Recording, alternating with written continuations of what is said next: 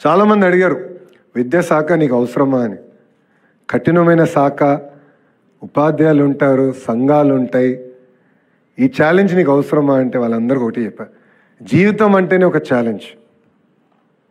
Challenge లేనిది జీవితం లేదు. ఈరోజు కొన్ని సంఘటనలు మనం చూస్తున్నాం, చాలా బాధ కలుగుతుంది. మార్కులు తక్కువ వచ్చినాయన్నో, లేదంటే ఇంట్లో తల్లిదండ్రులు గట్టిగా చెప్పారన్నో పిల్లలు కుమిలిపోయి ఏకంగా ఆత్మహత్య చేసుకునే పరిస్థితికి వస్తున్నారు. 2019లో నేను ఓడిపోయా ఎన్నికలు, 5300 ఓట్లతో ఓడిపోయా. ఒకరోజు బాధ కలిగింది, ఆవేదన కలిగింది. కానీ రెండో రోజు నుంచి ఆ బాధ, ఆవేదన నాలో కసి పెంచింది. నేను కన్విన్స్ చేసుకోలేకపోయా ప్రజల్ని.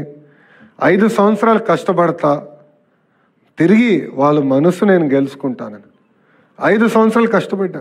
అనేక మంది అవమానించారు. జీవితం అనేది అదే, అనేక మంది అవమానిస్తారు, అనేక మాటలు మాట్లాడతారు. కానీ ఒక లక్ష్యం పెట్టుకుని పనిచేస్తే మనం అనుకున్న లక్ష్యం సాధించే శక్తి కూడా దేవుడు మనకిస్తాడు. తిరిగి అదే నియోజకవర్గంలో నేను 91,000 మెజార్టీతో గెలిచాను.